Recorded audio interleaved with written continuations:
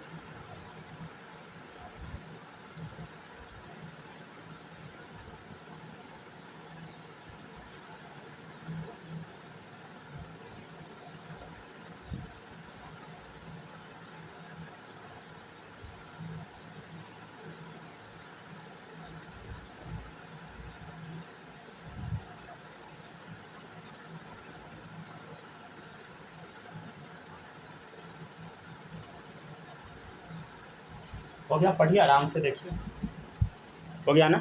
चलिए अब देखिएगा नेक्स्ट। नेक्स्ट है इनर मेम्ब्रेन। देखिएगा inner nuclear membrane. Inner nuclear membrane जो है स्मूथ दिखाई दे रहा होगा आपको, देखिए स्मूथ है, तो smooth and supported by dense fibrous layer.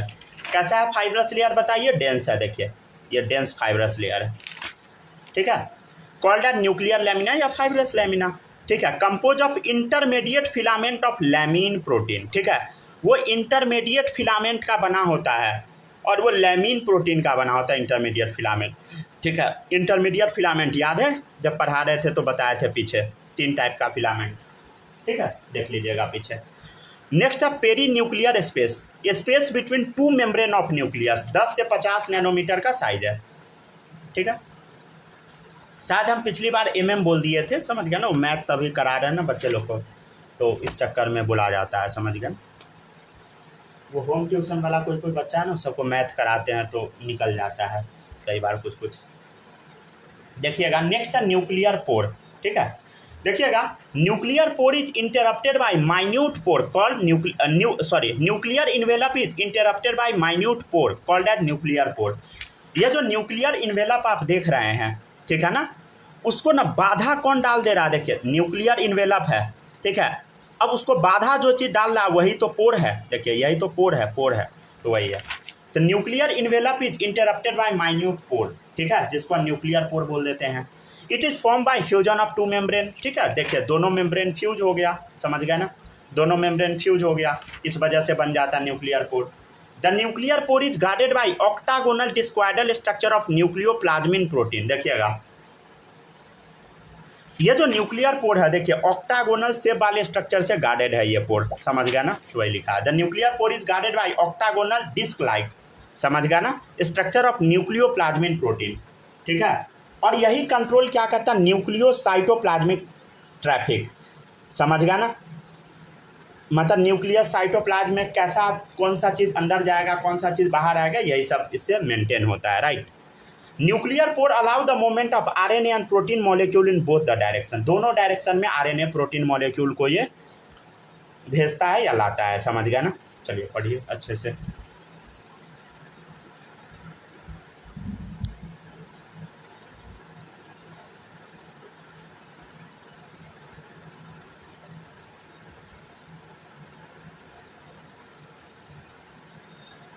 इस सब का हरकत देख के ना हमको बहुत ज़्यादा गुस्सा आता है, सच्ची बता रहे हैं ना।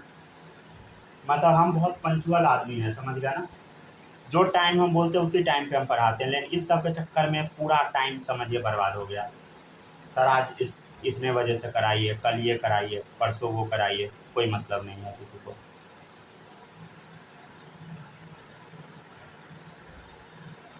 छूट गया सर, समझ नहीं आया, वीडियो देख नहीं पाते हैं, ये सब बहाना रहता है बच्चे लोग का।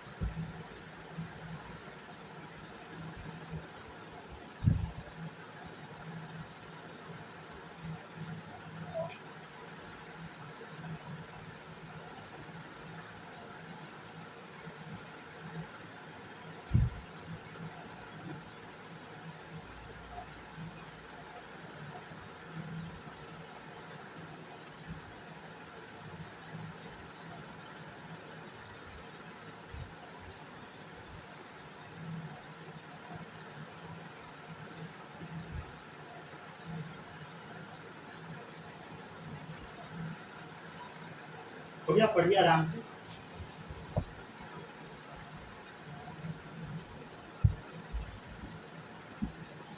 हो जाएगा तो बता दीजिएगा, ठीक है। हो गया है क्या? चलिए अब देखिएगा, अब नेक्स्ट है, नेक्स्ट देखिएगा आप, nuclear membrane is form by rough endoplasmic reticulum, ठीक है ना। न्यूक्लियर मेम्ब्रेन कौन बनाता है? Rough endoplasmic reticulum. और ये प्रोफेज में डिसअपियर हो जाता है। प्रोफेज क्या होता है हम आपको जब सेल डिवीजन पढ़ाएंगे ना तब बताएंगे। देखिए ये सब पॉइंट हम इसलिए यहाँ पे डाल दिए ना ताकि आपको दिक्कत ना हो, जब आप दोबारा पढ़िएगा तो आपको समझ आ जाएगा, समझ गया ना। ठीक है, अभी हो सकता है कि थोड़ा बहुत दिक्कत हो, लेकिन कोई बात नहीं है, समझ गया ना। एंड रिफॉर्म ड्यूरिंग टीलोफेज, ठीक है ना। और ये टीलोफेज में फिर से रिफॉर्म हो जाता है, समझ गया, न्यूक्लियर मेम्ब्रेन। आगे बढ़ते हैं।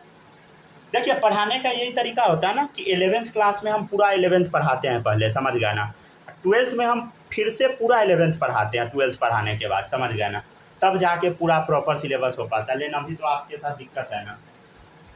हालांकि हम पूरा ट्राई करेंगे, समझ गए ना, करा देने का, ठीक है ना। एक बेर तो जरूर पूरा पढ़ा देंगे। नेक्स्ट है न्यूक्लियोप्लाज्म या कैरियोलिम्फ या न्यूक्लियर मैट्रिक्स। चलिए समझते हैं क्या होता है। Material present inside the nucleus is called a nucleoplasm.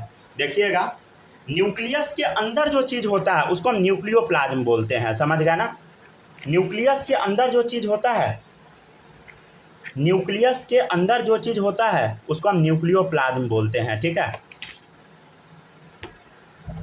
तो material present inside the nucleus is called a nucleoplasm. इसमें क्या क्या पाया जाता है न्यूक्लियोप्लाज्म में, सुनिएगा। देखिए nucleoside, nucleotide, ATP, protein, enzyme, minerals जैसे sodium, potassium, calcium, magnesium, phosphorus, समझ गया ना।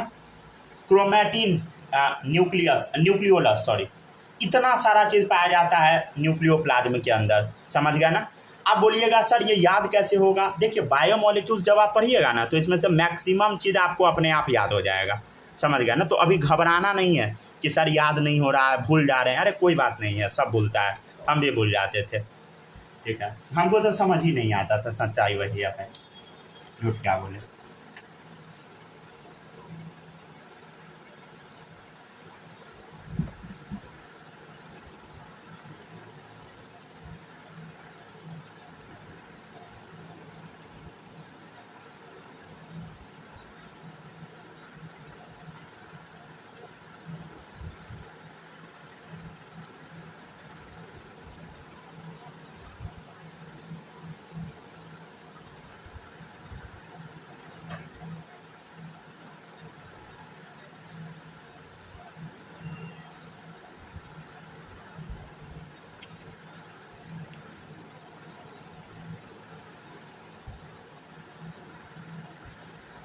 आराम से पढ़ते चलिए।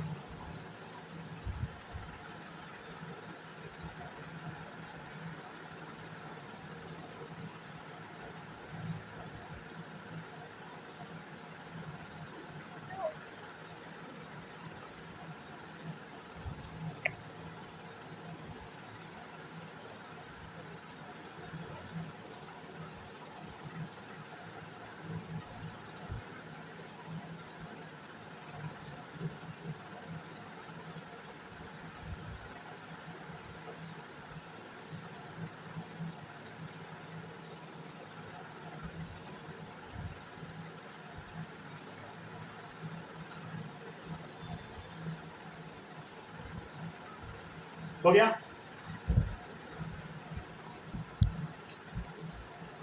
चलिए पढ़ लिए ना। चलिए अब देखिएगा, अब नेक्स्ट है, नेक्स्ट देखिएगा, नेक्स्ट है अब क्रोमैटिन। चलिए समझते हैं हम क्रोमैटिन क्या होता है।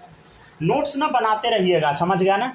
जो भी चीज़ हम आपको पढ़ाते हैं ना, हम कोशिश करते हैं हर चीज़ एक ही बार में बोले, समझ गया ना, और क्लियर बोले, ताकि आपका समय ज़्यादा वेस्ट ना हो, ठीक है। आप नोट्स बनाने में टाइम दीजिए, अगर भूल जाते हैं रिकॉर्डिंग दोबारा देख लीजिए, समझ गया ना। 2x पे खाली नहीं देखिएगा, समझे, 1x पर ही देखिएगा, नहीं तो फिर पता नहीं लगेगा, क्योंकि हम बहुत तेज़ी में खुद ही पढ़ा रहे हैं। देखिएगा नेक्स्ट है क्रोमैटिन।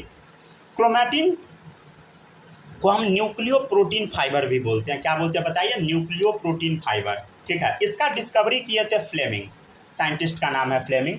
तो टर्म कौन दिए थे बताइए? फ्लेमिंग दिए थे। और क्रोमैटिन इसका न्यू नाम क्यों पड़ा पता है? क्योंकि इसको कलर किया जा सकता है। तो ही stain chromatin by the basic dye, जिसका नाम था एसीटोकार्मिन, ठीक है। तो फ्लेमिंग क्या किए, एसीटोकार्मिन से इसको कलर कर दिए। क्रोमैटिन में क्या क्या चीज़ पाया जाता है? देखिए, chromatin consist of DNA, RNA, histone. देखिए, हिस्टोन एक ऐसा प्रोटीन है ना जो डीएनए को बाइंड करके रखता है, पकड़ के रखता है, डीएनए बाइंड करके रखता है। ये एक बेसिक प्रोटीन है और आर्जिनिन लाइसिन में रिच होता है, ठीक है। और इसमें नॉन हिस्टोन प्रोटीन भी होता है। नॉन हिस्टोन प्रोटीन क्या होता है हम आपको बाद में बताएंगे, समझ गया ना। लेकिन इसमें मेनली डीएनए होता है और हिस्टोन होता है, समझ गया। नॉन हिस्टोन का अमाउंट बहुत कम होता है और आरएनए ये सब का अमाउंट क्या होता है, बहुत कम होता है, ठीक है। जैसे एक टर्म हम यूज किए थे न्यूक्लियो प्रोटीन फाइबर, इसका मतलब होता है न्यूक्लियो मतलब न्यूक्लिक एसिड, मान लीजिए। न्यूक्लिक एसिड क्या होता है सर? बायोमोलिक्यूल्स में आपको हम वो भी बताएंगे, समझ गया ना।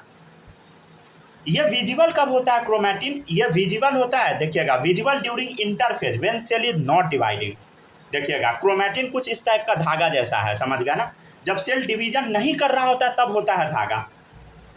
जब सेल डिवाइड करने लगता है ड्यूरिंग डिवीजन, क्रोमोसोम में कन्वर्ट हो जाता है, समझ गया ना। चलिए पढ़िए तो इतना।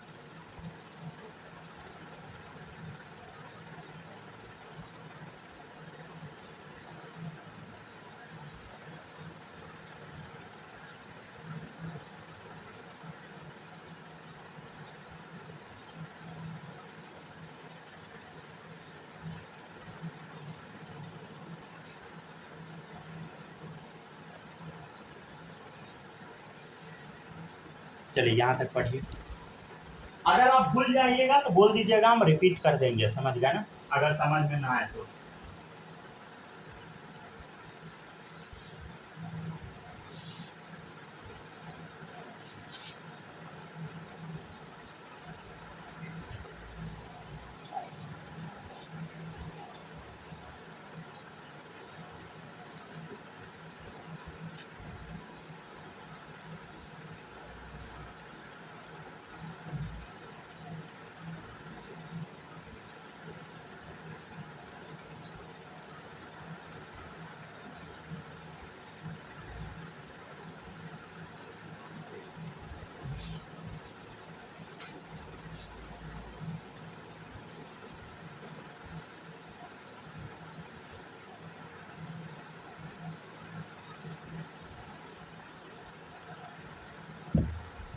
हो गया डन।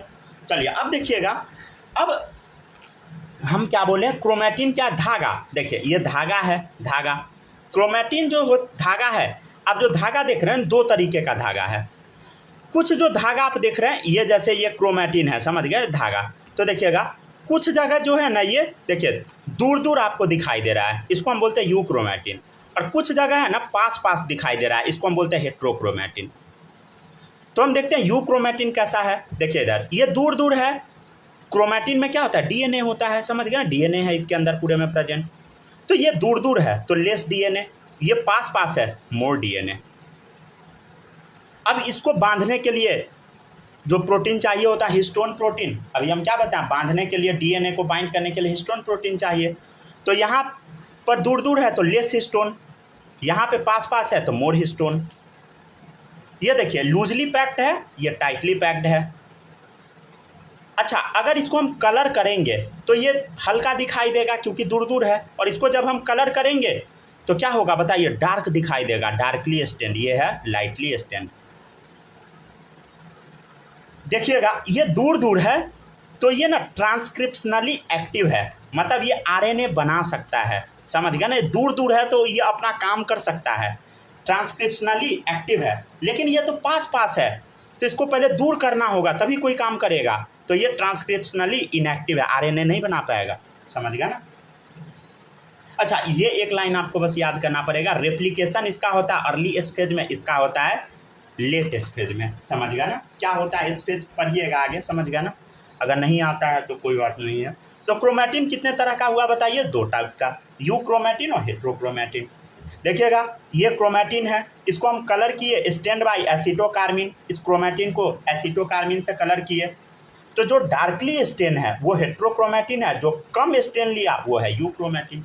स्टेन लेना मतलब कलर हो जाना। जो ज़्यादा कलर हो गया वो हेट्रोक्रोमेटिन, जो कम कलर हुआ यूक्रोमेटिन। बस इतना पढ़िए। आपका काम है जो पढ़ाते हैं बस उसको पढ़ते चलिए।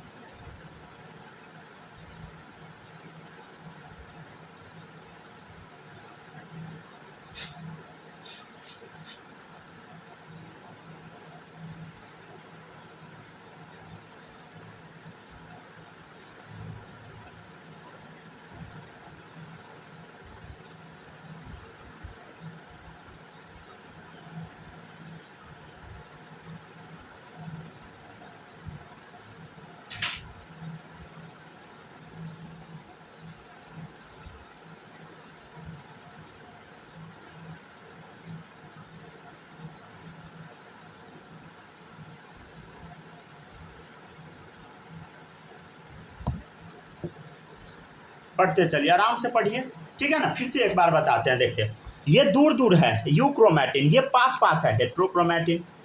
इसमें कम डीएनए होगा, इसमें ज़्यादा डीएनए होगा। इसमें बांधने के लिए जो हिस्टोन प्रोटीन होता है कम होगा, इसमें ज़्यादा होगा क्योंकि पास पास है। ये लूजली पैक्ड है, समझ गया ना। ये लूज दिख रहा है, ये टाइट दिख रहा है। ये इसको जब कलर कीजिएगा तो लाइटली स्टेन है, ये मोर स्टेन होगा, डार्कली स्टेन है। ये आरएनए नहीं बना मतलब ये आरएनए बना लेगा, ये नहीं बना पाएगा। आरएनए क्यों बना लेगा? क्योंकि दूर दूर है, ये नहीं बना पाएगा। क्यों? क्योंकि पास पास है।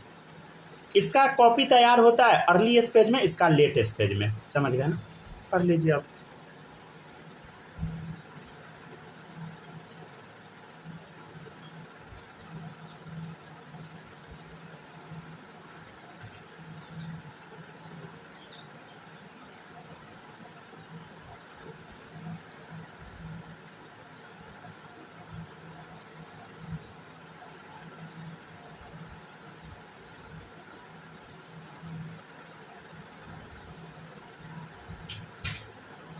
ठीक है, मतलब हम जब इसको एसीटोकार्बाइन से पेंट किए तब हमको पता लगा कि ये इसमें कम कलर हुआ, इसमें ज़्यादा हो गया, समझ गए। पढ़ लीजिएगा तो बता दीजिएगा। पढ़ लिए ना। चलिए अब देखिएगा नेक्स्ट। अब देखिएगा, अब है, देखिए अब हेट्रोक्रोमेटिन जो होता है ना, दो तरह का होता है। हेट्रोक्रोमेटिन कितने टाइप का होता है बताइए? दो टाइप का। पहला है कॉन्स्टिट्यूटिव हेट्रोक्रोमेटिन, मतलब हम क्या बोलें आपको, हेट्रोक्रोमेटिन इनएक्टिव है, मतलब आरएनए तो बनाता नहीं है, ट्रांसक्रिप्शनली इनएक्टिव है। तो हो सकता है कि ये हमेशा के लिए इनएक्टिव हो जाए, परमानेंटली इनएक्टिव। जैसे centromere region of chromosome, chromosome का ना ऊपर वाला जो रीजन होता है उसको हम सेंट्रोमियर बोलते हैं। जैसे ये रीजन, जैसे क्रोमोसोम है तो इसका ऊपर वाला रीजन, या ये है तो इसका नीचे वाला रीजन, बीच वाला जो रीजन है ना इसको सेंट्रोमियर बोलते हैं। ये क्या है बताइए? इनएक्टिव होता है परमानेंटली, तो वैसा हो जाएगा। या तो फैकल्टेटिव, फैकल्टेटिव मतलब होता है वैकल्पिक हेट्रोक्रोमेटिन, मतलब टेम्पोररी रूप से इनएक्टिव होगा। जैसे बार बॉडी इन मैमेलियन फीमेल, ये क्या होता है बार बॉडी? ह्यूमन रिप्रोडक्शन में हम आपको बताएंगे, ठीक है ना। इसको पढ़िए।